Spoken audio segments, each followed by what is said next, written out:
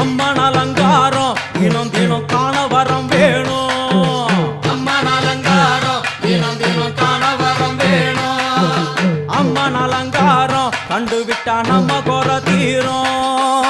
அம்மன் அலங்காரம் கண்டுவிட்டா நம்ம குறை தீரும்.